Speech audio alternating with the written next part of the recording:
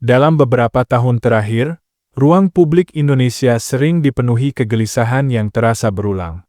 Kegelisahan itu muncul dari media sosial, dari potongan berita yang viral, hingga dari obrolan sehari-hari di warung kopi dan ruang keluarga. Isinya hampir selalu sama, tentang rasa takut kehilangan identitas, tentang budaya yang dianggap diambil atau diklaim oleh negara lain. Reaksi kita pun sering spontan dan emosional, seolah-olah jati diri bangsa sedang direnggut di depan mata.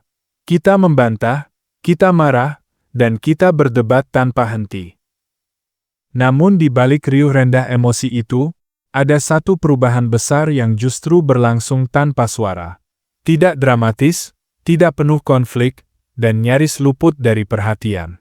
Perubahan ini tidak terjadi lewat klaim sepihak atau perebutan simbol budaya, melainkan melalui sesuatu yang jauh lebih halus namun berdampak luas.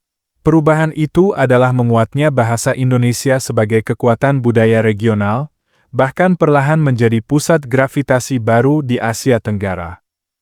Yang menarik, penguatan ini tidak datang melalui deklarasi resmi atau kampanye kebahasaan besar-besaran. Bahasa Indonesia tidak dipaksakan, tidak diiklankan secara agresif, dan tidak dibungkus dalam narasi nasionalisme yang kaku. Ia justru hadir secara alami, masuk ke kehidupan sehari-hari masyarakat negara tetangga melalui layar ponsel, musik, film, game daring, media sosial, dan percakapan kasual generasi muda. Di Malaysia dan Brunei, khususnya di kalangan anak muda, bahasa Indonesia mulai terdengar akrab. Bukan sebagai bahasa asing yang harus dipelajari dengan serius, melainkan sebagai bahasa pergaulan yang terasa santai, modern, dan relevan dengan realitas mereka. Bahasa Indonesia digunakan untuk bercanda, bereaksi, mengekspresikan emosi, dan membangun kedekatan. Inilah yang oleh banyak pengamat disebut sebagai invasi senyap, sebuah diplomasi budaya yang bekerja tanpa disadari, namun hasilnya nyata. Di era digital seperti sekarang, batas negara tidak lagi ditentukan oleh garis di peta, melainkan oleh algoritma. Apa yang sering muncul di layar gawai seseorang, itulah yang perlahan membentuk selera, kebiasaan, bahkan cara berpikirnya. Data konsumsi konten digital sepanjang 2025 hingga awal 2026 menunjukkan satu pola yang sulit dibantah. Kreator Indonesia mendominasi platform seperti TikTok, Instagram Reels, dan YouTube Shorts di kawasan Asia Tenggara. Sebagian besar konten hiburan yang dikonsumsi remaja Malaysia dan Brunei berasal dari Indonesia. Konten-konten itu hadir dengan bahasa Indonesia yang luwes, ekspresif, dan penuh variasi. Dari situlah kosakata mulai berpindah secara alami. Kata-kata seperti baper, gokil, mager, banget, atau enggak jelas masuk ke percakapan sehari-hari bukan sebagai tren sementara, melainkan sebagai bagian dari bahasa hidup yang mereka gunakan. Fenomena ini bukan terjadi karena bahasa Melayu baku miskin sejarah atau kehilangan nilai budaya. Justru sebaliknya, bahasa Melayu memiliki peran besar dalam sejarah peradaban Nusantara. Namun tantangannya terletak pada persepsi generasi muda. Bahasa Melayu baku sering dipandang terlalu formal, terlalu institusional, dan kurang mencerminkan kehidupan sehari-hari mereka. Ia terdengar seperti bahasa buku pelajaran, bukan bahasa percakapan yang cair dan egaliter. Sementara itu, bahasa Indonesia berkembang dengan sangat adaptif. Ia menyerap bahasa daerah, bahasa asing, istilah populer, dan kreativitas warganet, lalu mengolahnya menjadi bentuk-bentuk baru yang komunikatif. Bahasa Indonesia tidak takut berubah, justru hidup dari perubahan itu sendiri. Fleksibilitas inilah yang membuatnya terasa dekat dengan generasi muda lintas negara. Pengakuan terhadap kekuatan bahasa Indonesia tidak hanya datang dari pengguna media sosial, tetapi juga dari kalangan intelektual di negara tetangga. Dalam berbagai forum akademik dan diskusi kebahasaan di Malaysia sepanjang 2025 hingga 2026, mulai muncul pembicaraan yang dulu dianggap sensitif. Sejumlah akademisi secara terbuka mendiskusikan pentingnya menyelaraskan pengembangan bahasa ilmu pengetahuan dengan bahasa Indonesia. Pengakuan ini lahir bukan dari inferioritas emosional, melainkan dari pertimbangan rasional.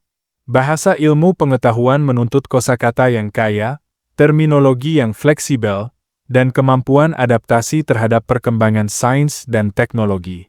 Dalam hal ini, bahasa Indonesia dinilai lebih siap. Hingga 2026, Kamus Besar Bahasa Indonesia mencatat lebih dari 120.000 entri kosakata, hasil dari proses panjang penyerapan dan pembakuan istilah modern. Sebaliknya, bahasa Melayu baku menghadapi tantangan internal. Data resmi Lembaga Kebahasaan Malaysia menunjukkan menurunnya penggunaan bahasa formal di kalangan mahasiswa. Banyak dari mereka lebih nyaman menggunakan campuran Melayu dan Inggris, atau bahkan menyerap istilah bahasa Indonesia yang mereka temui setiap hari di ruang digital. Ini bukan soal kehilangan identitas, melainkan soal efektivitas komunikasi di dunia yang terus berubah. Pengakuan internasional terhadap bahasa Indonesia sebagai bahasa resmi tersendiri di berbagai forum global turut memperkuat posisinya.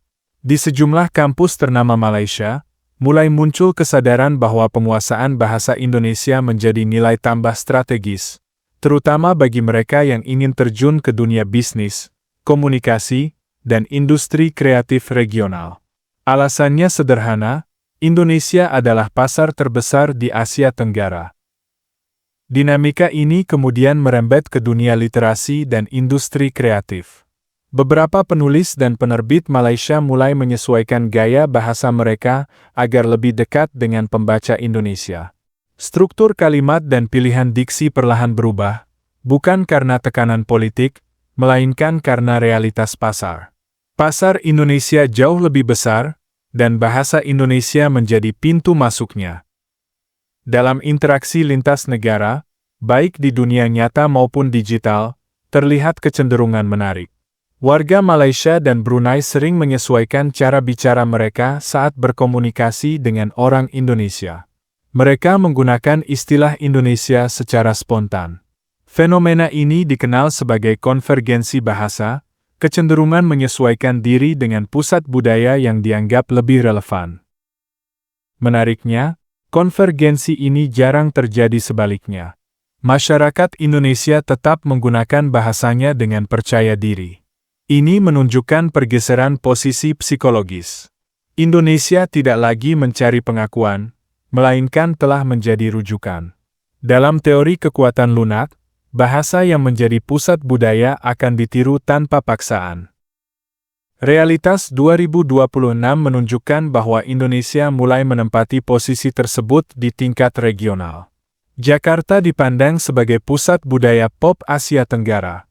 Bahasa Indonesia menjadi simbol kedekatan dengan tren, gaya hidup, dan modernitas.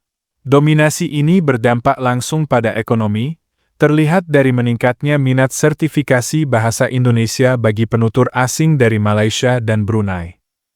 Semua fenomena ini mengarah pada satu kesimpulan besar. Indonesia sedang memenangkan pertarungan budaya secara diam-diam. Bukan dengan suara keras, bukan dengan konflik, tetapi dengan konsistensi. Bahasa Indonesia tumbuh sebagai bahasa yang inklusif, adaptif, dan relevan. Ia bukan sekadar alat komunikasi nasional, melainkan simbol kekuatan budaya regional.